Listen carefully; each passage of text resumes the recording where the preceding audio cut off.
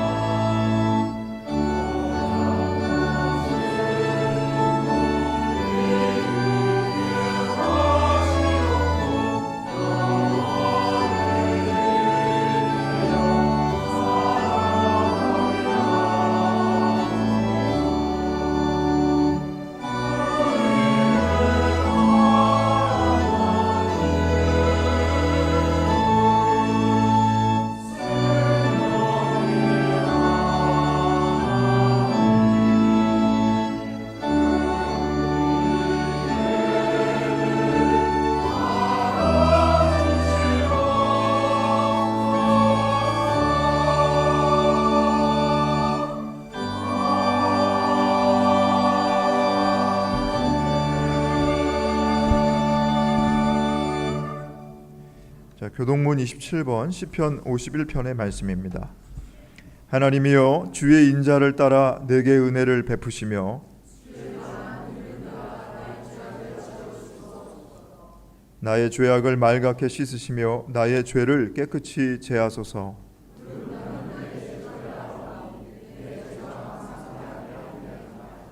내가 주께만 범죄하여 주의 목전에 악을 행하였사오니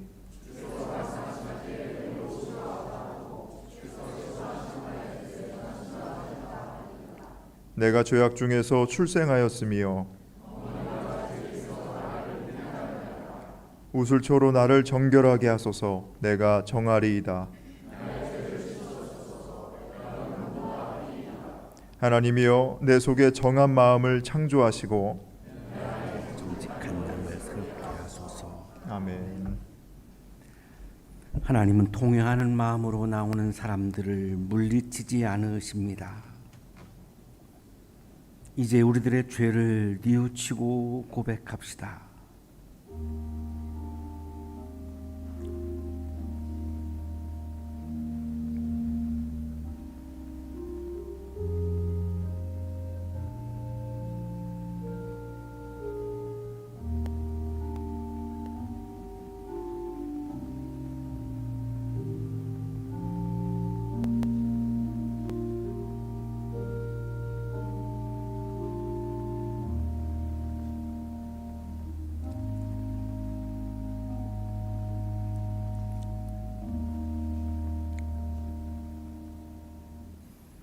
우리가 우리의 죄를 자백하면 하나님은 믿어우시고 의로우셔서 우리의 죄를 용서해 주시고 모든 불의에서 우리를 깨끗하게 해 주실 것입니다.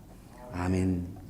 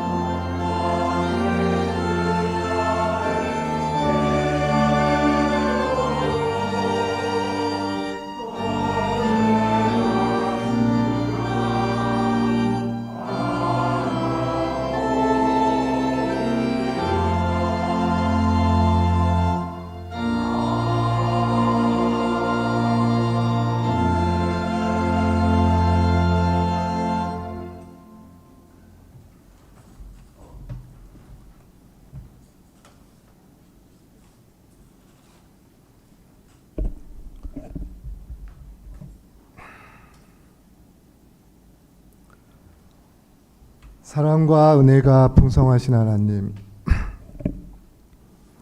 무더위가 온 땅을 감싸는 8월의 여름 한가운데서도 변함없이 저희와 함께 하시는 주님을 찬양합니다.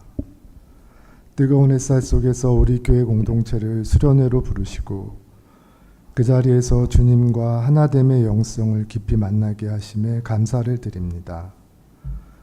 수련회가 끝난 이 순간에도 우리 안에 이루신 하나됨이 계속 이어지게 하시고 서로를 세우고 품는 공동체로 자라가게 하소서. 아울러 수고한 손길들 기억하시고 축복 내려 주시옵소서. 지치기 쉬운 우리의 육신과 마음을 주의 시원한 말씀에 생수로 적셔주시고 잠시의 쉼이 아닌 주 안에서의 참된 안식을 허락하여 주시옵소서. 이 계절 속에서도 우리를 가만히 두지 않으시고 새 사람으로 살아가라는 부르심으로 초대하시는 주님 감사합니다. 낡은 습관과 헛된 욕망, 옛 사람의 모습을 벗어버리고 예수 그리스도의 형상을 닮아가는 삶으로 날마다 새롭게 되기를 원합니다. 하나님, 여름의 뜨거움처럼 우리의 마음도 주님을 향한 열정으로 타오르게 하소서. 게으름과 무기력함을 떨쳐내고 주님이 주시는 사명 앞에 깨어 순종하게 하옵소서. 이 8월이 단지 계절의 한 페이지로 지나가지 않게 하시고 우리 삶 속에서 변화의 계절이 되게 하시며 더욱 단단해진 믿음으로 가을을 준비하게 하소서. 더 깊이 주님을 알고 더 뜨겁게 주님을 사랑하며 새 사람으로 날마다 다시 태어나는 은혜의 시간이 되게 하소서. 예수 그리스도의 이름으로 기도드립니다. 아멘.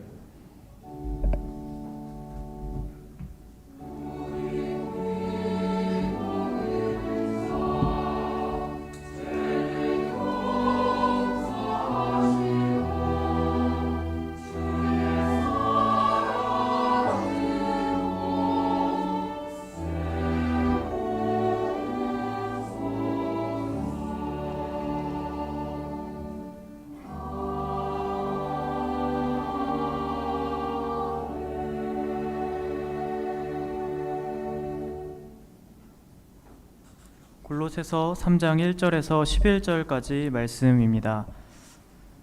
그러므로 여러분이 그리스도와 함께 살려주심을 받았으면 위에 있는 것들을 추구하십시오. 거기에는 그리스도께서 하나님의 오른쪽에 앉아 계십니다. 여러분은 땅에 있는 것들을 생각하지 말고 위에 있는 것들을 생각하십시오. 여러분은 이미 죽었고 여러분의 생명은 그리스도와 함께 하나님 안에 감추어져 있습니다. 여러분의 생명이신 그리스도께서 나타나실 때에 여러분도 그분과 함께 영광에 쌓여 나타날 것입니다. 그러므로 땅에 속한 지체의 일들, 곧 음행과 더러움과 정욕과 악한 욕망과 탐욕을 죽이십시오. 탐욕은 우상 숭배입니다. 이런 것들 때문에 순종하지 않는 자들에게 하나님의 진노가 내립니다. 여러분도 전에 그런 것에 빠져서 살 때에는 그렇게 행동하였습니다. 그러나 이제 여러분은 그 모든 것, 곧 분노와 격분과 악의와 회방과 여러분의 입에서 나오는 부끄러운 말을 버리십시오. 서로 거짓말을 하지 마십시오. 여러분은 옛 사람을 그 행실과 함께 벗어버리고 새 사람을 입으십시오. 이 새 사람은 자기를 창조하신 분의 형상을 따라 끊임없이 새로워져서 참 지식에 이르게 됩니다. 거기에는 그리스도인과 유대인도, 할례받은 자와 할례받지 않은 자도, 야만인도, 수구디아인도, 종도, 자유인도 없습니다. 오직 그리스도만이 모든 것이며 모든 것 안에 계십니다. 서신서의 말씀입니다.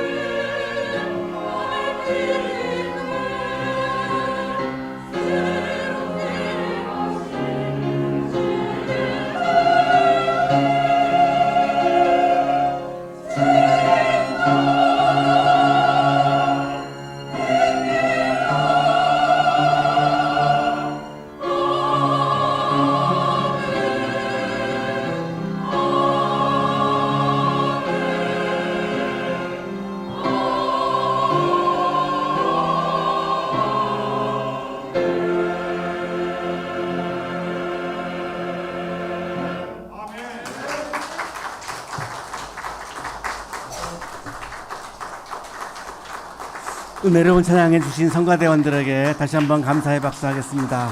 고맙습니다. 옆에 계시는 분과 사랑의 인사 나누시겠습니다. 사랑합니다. 보고 싶었습니다.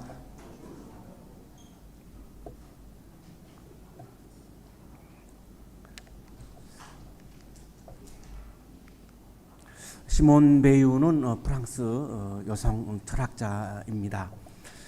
중력과 은총이라고 하는 책을 통해서 우리들의 삶을 지배하는 힘은 두 가지가 있는데 하나는 중력이고 하나는 은총이다라고 대조를 합니다. 이 중력이라고 하는 힘은 나를 자꾸만 이제 욕망의 세계로 끌어내리는 힘입니다. 아주 이기적인 자아의 세계로 나를 자꾸만 끌어내리는 힘이 베유가 말하는 이 중력이라고 하는 힘입니다. 실제로 우리들의 마음에는 이 중력의 힘이 작동을 지금 이 시간에도 하고 있습니다. 은총의 힘은 나를 구원의 세계로, 진리의 세계로 이끌어 올리는 힘이 이 베유가 말하는 은총의 힘입니다. 이 은총의 힘도 우리 마음 안에서 지금 이 시간에도 작동을 합니다. 이 중력의 힘과 은총의 힘이 내 안에서 계속해서 갈등을 하고 있는 것이 우리 모두의 실존이라고 말할 수 있습니다. 이 긴장 관계에서 내가 중력의 힘의 지배를 받느냐, 은총의 힘을 지배를 받느냐에 따라서 내가 그리스도인으로 살아가기도 하고 자연인으로 또한 살아가기도 합니다. 영양실조에 걸리고 또 결핵을 앓다가 34살에 세상을 떠난 까뮈는 이 베유를 가리켜서 프랑스 최고의 위대한 정신이다라고 그렇게 찬사를 보낼 정도로 인정을 받았던 그런 사람인데 너무 일찍 세상을 떠나서 좀 아쉬운 그런 분입니다. 요즘에도 우리가 잘 먹지만 또 영양실조 걸리는 분들도 있습니다. 저도 이번에 건강검진을 했는데 영양실조라고 하는 결과가 나왔습니다. 굉장히 신비롭죠. 우리는 이 중력의 에너지를 강력한 나의 마음속에 있는 의지로 이겨내고 극복할 수 있다라고 믿습니다. 그러나 베유는 이 의지로는 이 중력의 힘을 이겨낼 수 없다고 설명합니다. 이 중력의 힘을 이겨낼 수 있는 것은 강력한 주의력이다, attention, 주의력이다라고 강조합니다. 그녀는 이렇게 말합니다. 한 인간의 행동 속에 진실함, 아름다움, 선함이라는 진정한 가치들은 단 하나의 행위를 통해서 일어난다. 그것은 대상에 충만한 주의력을 쏟는 것이다. 내가 아무리 의지를 가진다고 해서 중력을 이길 수 있을까요? 우리 청년들 같은 경우 내가 강력한 의지를 가진다고 해서 내가 사랑하고 싶은 사람과의 사랑이 시작되나요? 내 의지로 안 되잖아요. 그만큼 의지로는 삶의 변화가 어렵다는 것을 말하는 겁니다. 사랑이 시작되려면 의지로 되는 것이 아니라 내가 사랑하는 사람에 대해서 내가 최고의 주의를 기울이고 관심을 기울이고 그럴 때 가능해지죠. 그럼 여기서 배우가 말하는 주의는 뭐냐? 상대방을 변화시키는 것이 아닙니다. 배우가 말하는 주의는 상대방을 내가 바라보고 열린 마음으로 바라보고 기다리는 겁니다. 그 응답을 기다리는 겁니다. 내가 상대방을 내 마음대로 움직이고 조종하려고 하는 것은 주의가 아닙니다. 그건 폭력이죠. 주의는 열린 마음을 가지고 내가 바라보고 내 모든 주의를 기울이는 거죠. 관심을 기울이는 거죠. 그러고서 상대방의 응답을 기다리는 겁니다. 이래야 사랑이 시작되죠. 똑같습니다. 이 배우가 말하는 이 은총의 힘이 내 안에서 삶에서 작동을 하려면 은총을 주시는 하나님을 향해서 내가 마음을 열어놓고 하나님께 내가 주의를 기울이고 관심을 기울이고 그분의 말씀에 내가 주의를 기울이고 관심을 기울일 때에 하나님의 응답이 시작되는 거죠. 그것이 내가 은총을 경험하는 과정입니다. 오늘 우리는 무엇에 주의를 기울이면서 살고 있습니까? 진리가 아닌 욕망에 나도 모르게 주의를 기울일 수 있습니다. 나도 모르게 비전이 아닌 불안한 세계에 내 주의를 다 빼앗길 수도 있습니다. 내 주체가 아닌 남과 나를 비교하는 일에 내 모든 주의를 기울일 수도 있습니다. 진실함이 아닌 효율성에 내 주의를 기울일 수도 있습니다. 이런 것들에 대한 주의는 은총의 세계를 경험하는 통로가 아닙니다. 그래서 사도 바울은 새로운 신자가, 새 신자가 많이 모여있는 골로새 교회에 이렇게 요청을 합니다. 그러므로 여러분이 그리스도와 함께 살려주심을 받았으면 위에 있는 것들을 추구하십시오. 위에 있는 것들을 추구하십시오. 위에 있는 것들에 여러분의 주의를 기울이십시오. 위에 있는 것들에 여러분의 주의를 기울이고 관심을 기울이십시오. 이런 의미입니다. 단순히 시선을 돌리라고 하는 그런 의미가 아니고 나의 존재 자체가 위에 있는 것들을 향하라는 겁니다. 내 정체성이 위에 있는 것들을 향하고 내 존재의 이유가 위에 있는 것들을 위해서 존재하는 방식으로 내 삶의 방식을 바꾸라고 하는 하나님의 부르심입니다. 오늘을 살고 있는 우리 모든 그리스도인들을 향한 부르심이기도 하죠. 위에 있는 것들을 추구하십시오. 위에 있는 것들에 주의를 기울이십시오. 위에 있는 것들에 내 관심을 기울이십시오. 오늘날의 우리 그리스도인들은 사실은 위에 있는 것들에 주의를 기울이고 위에 있는 것들에 관심을 기울이기보다는 땅에 있는 것들에 더 주의를 기울이고 땅에 있는 것들에 내 관심을 기울이고 있는 것이 솔직한 우리들의 현실입니다.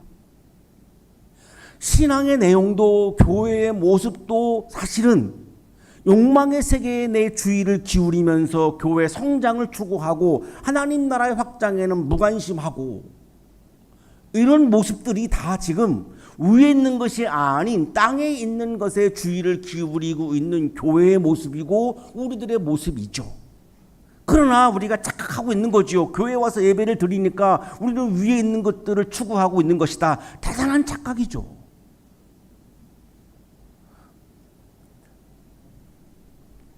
내 욕망을 이루기 위해서 내가 신앙생활을 한다. 이것은 위에 있는 것을 추구하는 것이 아니라 땅에 있는 것을 추구하는 거죠. 신앙이라고 해서 교회라고 해서 다 위에 있는 것을 추구하는 것이라고 우리는 지금 착각하고 있는 거죠.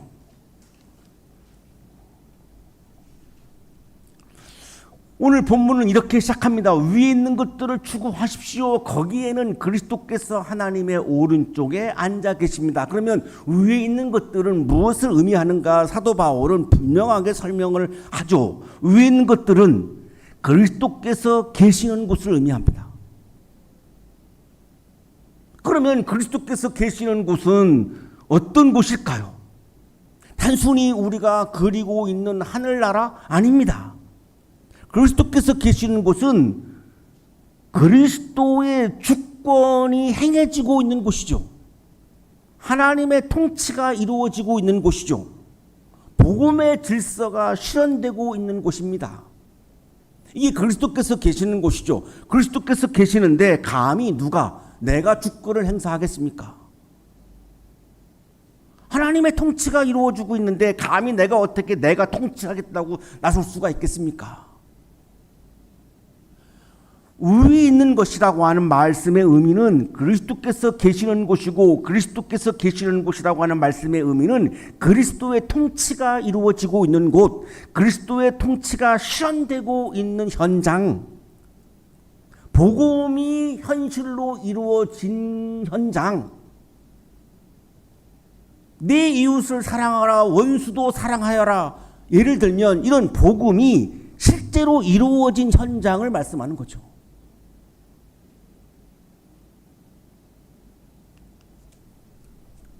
바울은 말합니다. 여러분은 그리스도와 함께 살려주심을 받았습니다. 세례를 의미하죠. 우리가 옛날에는 내 욕망의 세계를 추구하는, 내 아주 이기적인 자아의 세계를 추구하는 옛사람으로 살았는데, 세례의식의 의미가 그겁니다. 그 옛 자아가 죽은 사건입니다.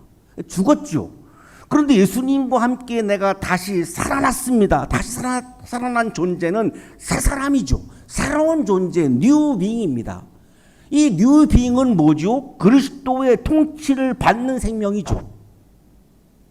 내가 통치하던 내가 아니라 이제는 그리스도의 통치를 받는, 그리스도를 주권자로 모신, 복음의 질서를 수용한 그런 새로운 생명이죠. 새로운 존재죠. 새로운 사람이죠. 그렇게 살아났죠. 이게 그리스도인입니다. 그래서 어떻게 됐습니까? 여러분은 이미 죽었고 여러분의 생명은 그리스도와 함께 하나님 안에 감추어져 있습니다. 세례를 통해서 새로운 존재가 다시 살아나서, 그럼 지금은 하나님 안에 그 예수님을 닮은, 예수님의 주권을 받아들인 그 생명이 감추어져 있다라고 표현합니다. 왜 이렇게 표현할까요? 겉으로 보기에는 똑같습니다. 옛 자아나 새로운 자아나 신앙이 없는 사람들이 볼 때에는 바뀐 게 없습니다. 그 모습은 똑같습니다. 신앙이 있는 사람이나 신앙이 없는 사람이나 세상의 눈으로 바라보면 똑같죠. 다르지 않습니다. 그래서 이렇게 표현하는 겁니다. 감추어져 있다고. 똑같은 것 같지만 다르다는 거죠. 똑같지 않다는 거죠. 하나님 안에 있으니까, 하나님이 안 보이니까 예수를 닮은 생명으로 다시 태어난 이 새로운 자아가, 새로운 존재가, 새로운 사람이, 새 사람이 없는 것 같지만 하나님 안에 지금도 존재하고 있고, 하나님 안에서 그 생명은 아기가 끊임없이 자라고 있는 것처럼 오늘 지금 이 시간에도 그 새로운 생명인 자아가 자라나고 있다는 겁니다. 이것이 그리스도인이죠. 이것이 신앙인이죠.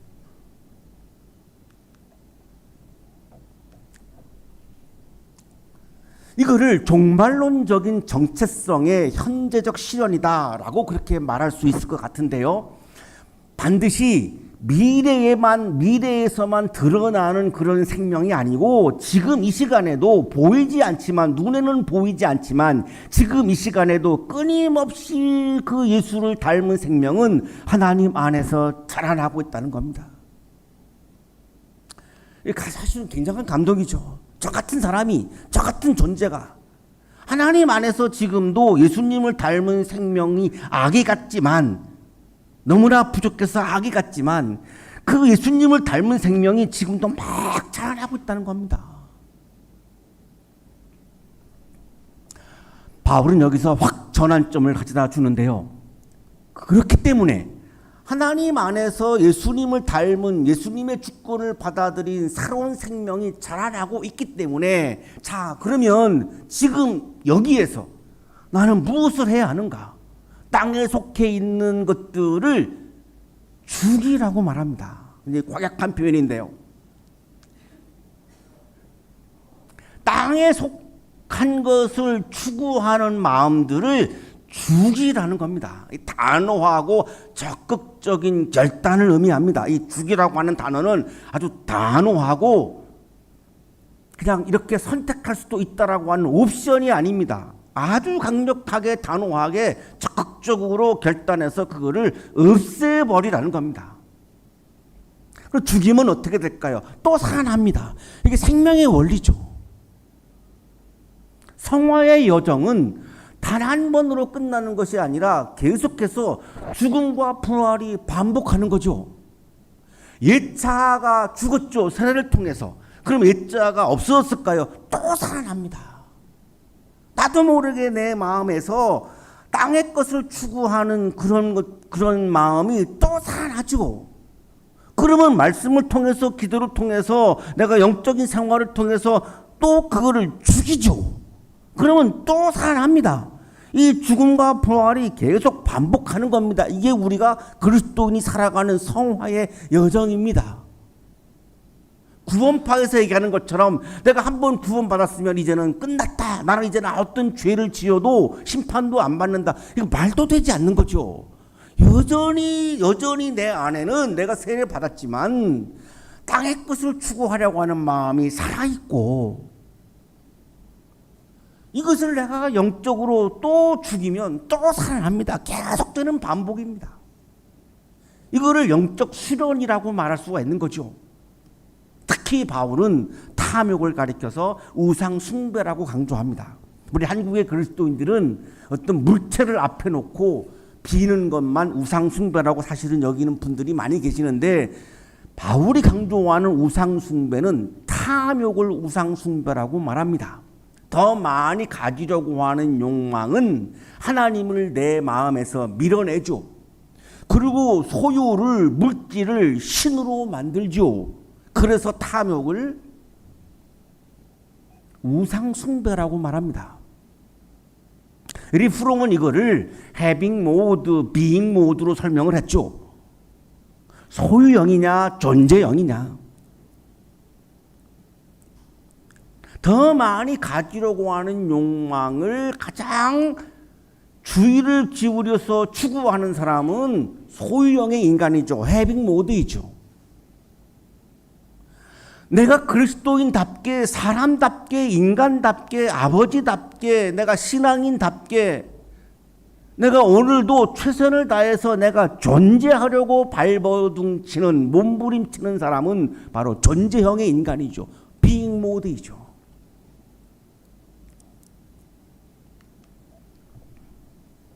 그리스도인란 더 가지는 자를 말하는 것이 아니라 새로운 존재 방식으로 사는 사람을 그리스도인이라고 말하는 것이죠. 그리스도인은 더 많은 것을 가지는 사람을 의미하지 않죠. 그건 자본주의에서 말하는 거죠. 그리스도인은 새로운 존재 방식, 예수의 존재 방식, 하나님 나라의 존재 방식, 위에 있는 것들을 추구하는 존재 방식으로 새로운 존재로 살아가는 사람을 그리스도인이라고 말하는 거죠.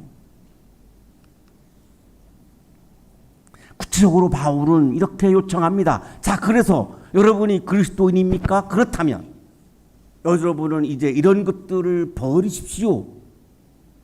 분노, 격분, 악의, 회방, 부끄러운 말. 세계적인 신약 주석가 톰 나이트의 설명을 소개해 드리겠습니다. 분노는 이분의 설명입니다.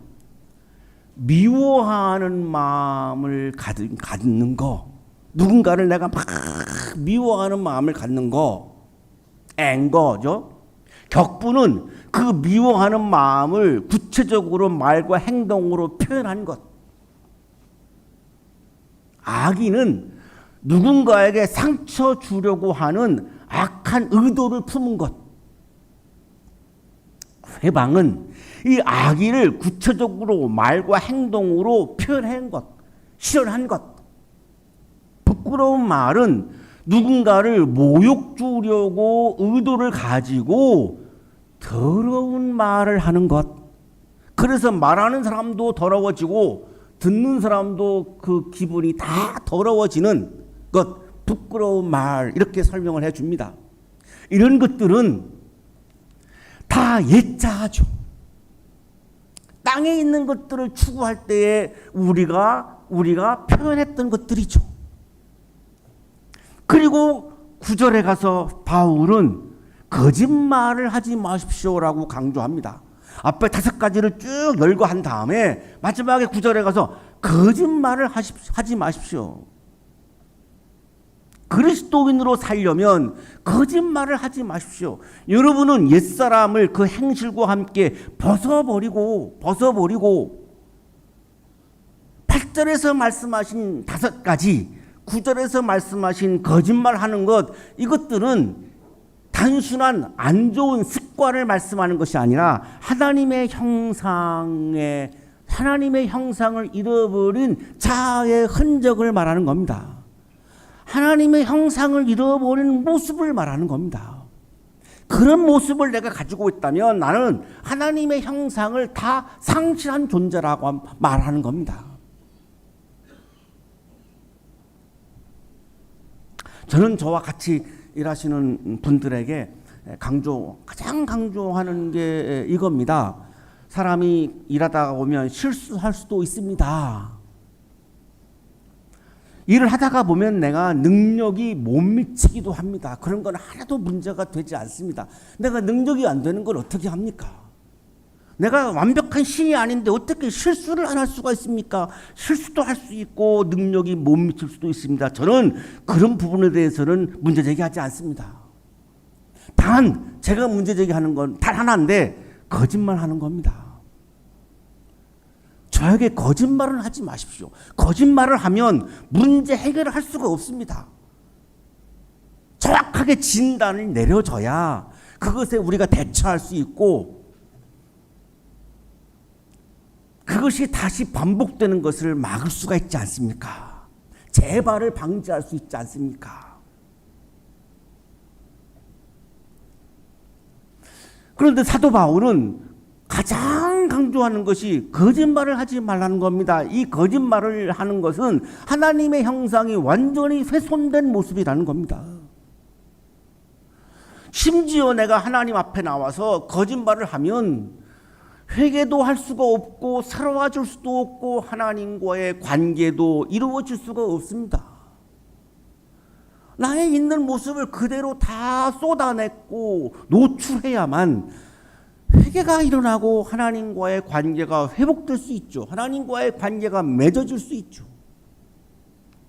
그래서 바울은 거짓말하지 말라는 것을 이렇게까지 강조하는 거죠. 새 사람을 입으십시오.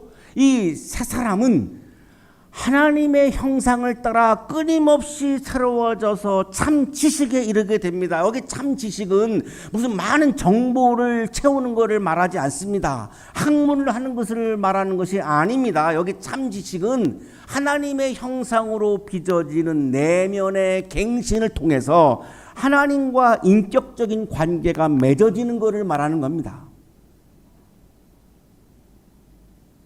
최고의 지식은 뭐죠? 하나님을 아는 거죠. 하나님을 안다는 말은 뭐죠? 내가 하나님을 연구한다는 말이 아니라 하나님과 내가 하나님을 알게 되어서 하나님과 교제를 하고 하나님과 연합을 하고 하나님과 내가 인격적인 신비로운 관계를 맺는다고 하는 것을 의미합니다. 새 사람이란 하나님과 인격적인 관계를 맺어서 하나님의 형상을 회복한 내면을 확보한 사람을 말하는 겁니다. 참 어렵죠. 겉으로 내가 예배의 자리에 와 있다고 해서 내가 참 지식에 이르는 것이 아니라 내 내면이, 내 존재가 하나님의 형상을 회복한 상태, 예수 그리스도를 닮은 상태, 예수님의 말씀을 따라서 살아가는 삶의 방식으로 사는 존재, 이거를 말하는 겁니다. 이게 쉽지 않죠. 어렵죠. 하지만 그리스도인의 목표는 그 참 지식에 이르는 것을 목표로 세워야 한다는 겁니다. 그래야 내가 욕망의 세계에 자꾸 중력이 나를 이끌어 자꾸 끄집어 내리는데 그거를 이길 수 있다는 거죠. 마지막으로 바울은 공동체를 향해서, 골로새 공동체를 향해서 공동체를 위한 말씀을 주시는데 이런 말씀이죠. 그리스인과 유대인도, 할례 받은 자와 할례 받지 않은 자도, 야만인도 수구디아인도 정도 자유인도 없습니다. 그리스인과 유대인도, 이건 뭐죠? 인종 차별하면 안 된다는 겁니다. 사람은, 그리스도인은 인종이 다르다고 차별하면 안 된다는 겁니다. 할례 받은 자와 할례 받지 않은 자는 무엇을 의미할까요? 이거 종교적 의식입니다. 유대인들의 종교적인 의식이죠. 종교 차별하지 말라는 겁니다. 그리스도인은 종교 차별하면 안 된다는 겁니다. 야만인도 수구디아인도, 이 수구디아인은 흑해 북쪽에서 살았던 사람들인데 미개인의 아주 상징적인 사람들입니다. 야만인도 수구디아인도, 유대인들은 히브리어 안 쓰면 야만인으로 보았고 그리스 사람들은 헬라어 안 쓰면 야만인으로 규정을 했습니다. 그런 상황에서 사도 바울은 문화를 가지고 차별하지 말라는 거죠. 문명을 가지고 차별하지 말라는 거죠. 문화가 다를 수 있고 문명의 정도가 훨씬 더 깨어있는 사람도 있고 아직 깨어나지 못한 사람도 있는 거죠. 그걸 가지고 차별하지 말라는 겁니다. 정도 자유인도 없습니다. 신분 차별을 하지 말라는 겁니다. 매우 구체적인 요청인데 이 차별이 없어야 공동체가 건강해질 수 있다고 강조하는 겁니다. 그러면 왜 차별을 하지 말아야 하는가? 근거를 대죠. 오직 그리스도만이 모든 것이며 모든 것 안에 계십니다. 그리스도는 모든 사람 안에 계십니다. 내가 차별했던 유대인, 그리스도인에게도 계시고, 내가 차별했던 할례 받지 않은 사람에게도 계시고, 내가 차별했던 야만인에게도 계시고, 내가 그동안 차별했던 종 안에도 예수 그리스도께서 계시다고 강조합니다. 예수 그리스도께서 계시는 그 존재를 내가 무슨 권한으로 차별할 수 있습니까? 이 차별 없는 공동체가 건강한 신앙 공동체라고 사도 바울은 마지막으로 선언을 합니다. 교회는 에클레시아, 사람들의 모임이라고 하는 뜻인데 단순히 사람들이 모인 것을 말하는 것이 아니라 예수님 안에서 새롭게 창조된 새 사람들이 모인 공동체를 우리는 교회 에클레시아라고 부르는 것입니다. 니키 크루즈는 뉴욕에서 악명을 떨치던 이 마우마우스 갱단의 두목입니다. 이 푸에토리코 출생인데 어릴 때 부모들로부터 굉장히 가정 폭력을 많이 당해서 마음속에 증오심이 생겼고 성장하면서 그 증오심이 폭력으로 나타납니다. 그래서 이 뉴욕의 갱단들은 총 쏘는 사람들이죠. 무시무시한 사람들의 이 두목입니다. 월커슨이라고 하는 젊은 목사가 길거리에 전도를 하다가 이 유명한 니키 크루즈를 만납니다. 다가갑니다. 니키, 예수님은 너를 사랑하셔. 폭력을 행사하고 있는 너마저도 예수님은 사랑하셔. 하나님의 형상을 완전히 상실한 당신에게도 예수님 안에 계시고 예수님은 너의 변화를 원하셔. 그랬더니 이 니키가 윌커슨 목사를 죽이려고 합니다. 막상 죽이지는 못해요. 그리고 쫓아버리죠. 끊임없이 끈질기게 윌커슨 목사는 니키를 만납니다. 그리고 복음을 전하죠. 어느 날 무릎을 꿇고 울면서 고백합니다. 예수님, 제 안에 증오를 가져가 주세요. 저를 새 사람으로 만들어 주세요. 총을 내려놓고 복음을 전하는 사람으로, 새 사람으로 변화합니다. 전 세계를 다니면서 하나님께서 만드신 새 사람의 이야기를 나눕니다. 두목이 변화되니까 조직의 세계는 무섭잖아요. 이 니키가 거느리던 깽단의 이 조직 폭력배들이 그냥 한꺼번에 다 예수를 믿기 시작합니다. 윌커슨이 집회하는 곳에 와서 헌금을 돌리고 장례 질서를 정돈하고, 기가 막히죠. 이 조폭이 하는 이 조직적으로 하는 게 아주 기가 막히죠. 일사불란하죠. 윌커슨이 어마어마한 도움을 많이 받았다고 합니다. 헌금을 돌리니까 어떤 분들은 무서워서라도 헌금을 내는 사람들도 있었다고 합니다. 그 폭력을 경험했으니까 이 사람들로부터. 독일 신학자 본웨퍼는 이렇게 말합니다. 하나님의 아들은 형제들과 같은 모습으로 왔고 형제들을 위해 수모를 받았다. 하나님을 사랑한다고 말하면서 자신의 형제를 미워하는 자는 사기꾼이다. 함께 살고 있는 우리의 이웃들은 다 내가 사랑하고 환대해야 하는 대상입니다. 그 안에 예수님이 계시기 때문이죠.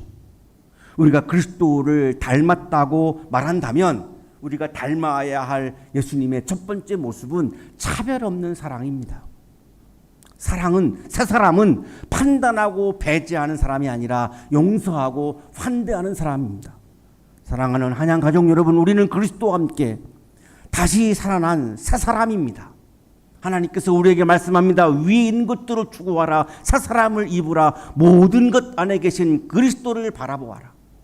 오늘도 옛 자아를 벗고 주의 깊게 그리스도를 바라보십시오. 하늘의 생명이 이 땅의 삶 속에 스며들도록 하십시오. 그리스도 안에서 새롭게 빚어진 존재로 서로를 사랑하고 환대하는 공동체를 이루어가는 여러분의 삶이 되시기를 간절히 축원합니다.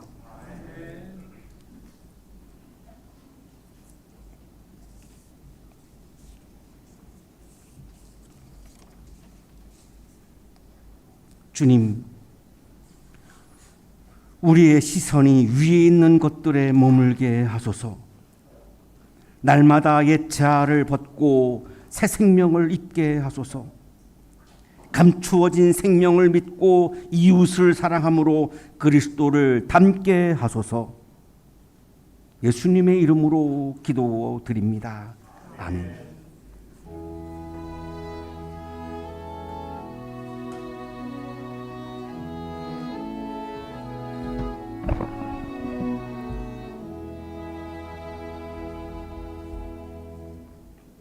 자, 교회 소식 전해드리겠습니다. 자, 오늘은 성령 강림절 후 8째 주일이자 8월 첫째 주일로 성찬 예식이 있는 날입니다. 잠시 후에 성찬식이 있을 때 가운데 통로를 이용해서 나와서 성찬 받으시기를 바랍니다. 다음 주일은 성령 강림절 후 9째 주일로 해당 성서일과는 창세기 15장 1절에서 6절까지의 말씀입니다. 자, 이 본문 가지고 담임 목사님께서 믿음으로 의롭다 하심을 받다라는 제목으로 설교해 주실 텐데 주중에 본문 묵상하시고 예배에 참여해 주시기 바랍니다. 자, 모임 안내입니다. 오늘 거룩한 독서 모임 점심 식사를 드시고 12시 40분에 세미나실에서 진행하고 청년교회 모임은 식탁교제와 함께 친교실에서 바로 모이도록 하겠습니다. 자, 이상 교회 소식 전해드렸습니다.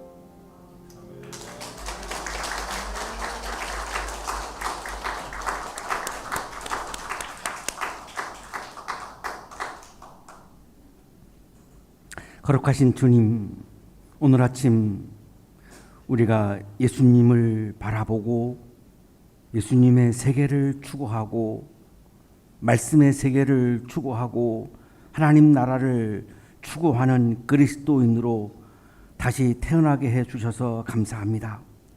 감사의 마음을 찬양과 예물에 담아 올려드리오니 기쁘게 받아주시고 찬양과 예물을 드리는 손길 위에 크신 은혜를 부어 주옵소서. 예수 그리스도의 이름으로 기도하옵나이다. 아멘.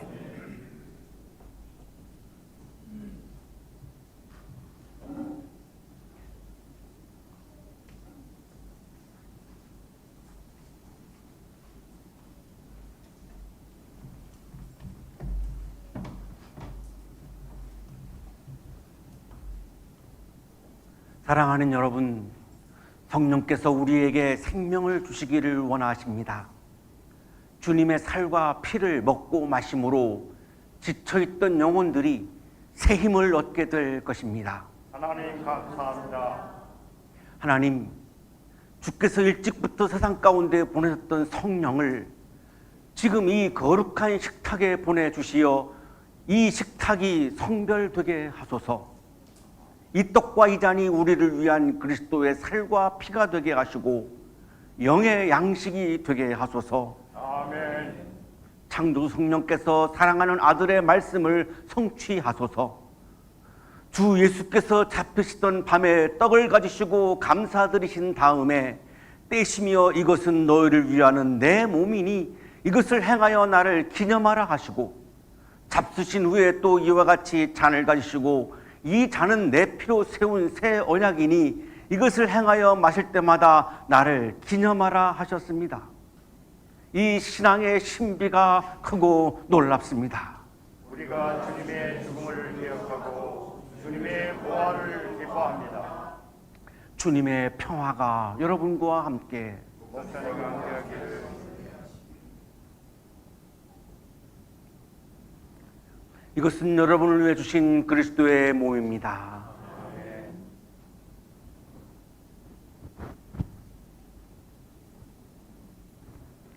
이것은 여러분을 위해 흘리신 그리스도의 피입니다.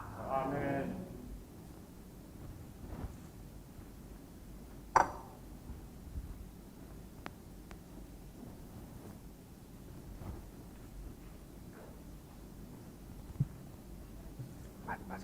맞아. 우리를 위해 주시는 그리스도의 몸입니다. 아멘. 그리스도의 피입니다. 아멘.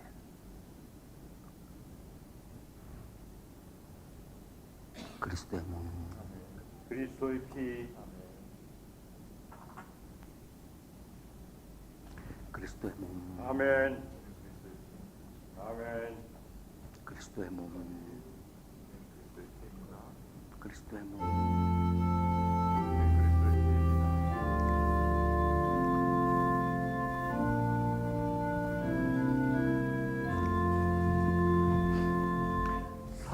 사랑의 나눔 있는 곳에 하나님께서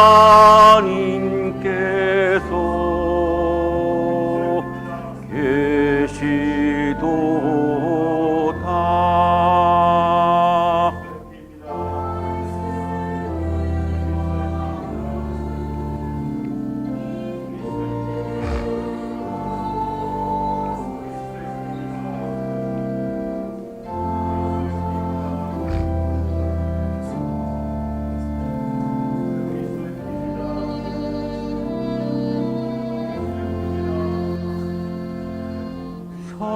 성찬의 나눔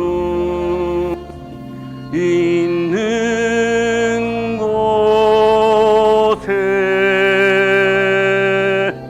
하나님께서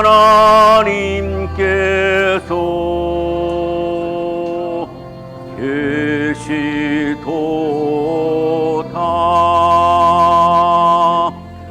사랑의 나눔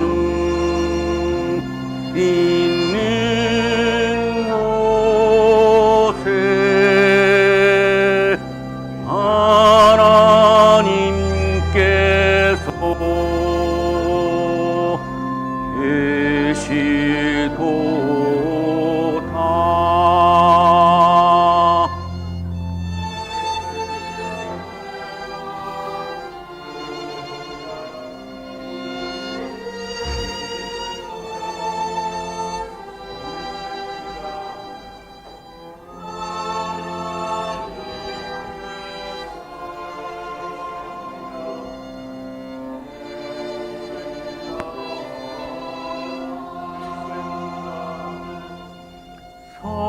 성찬에 나는 있는 곳에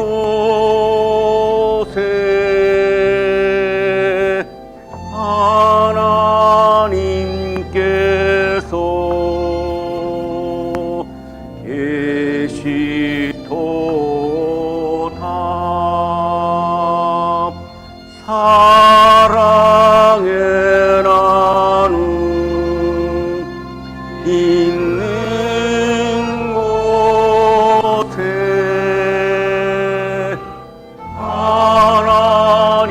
하나님께서 계시도다.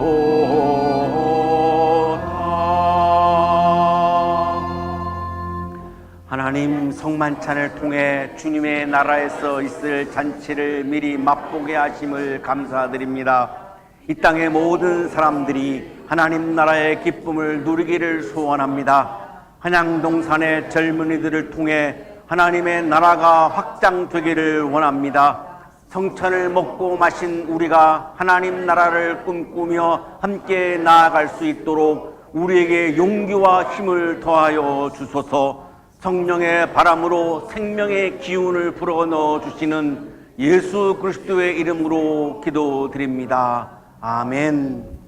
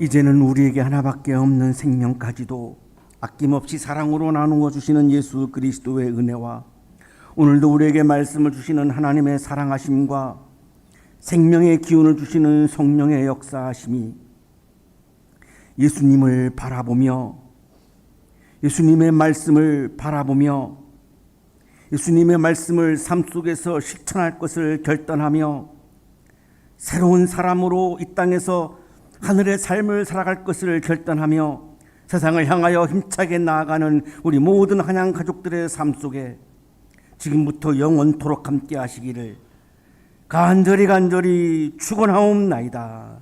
아멘.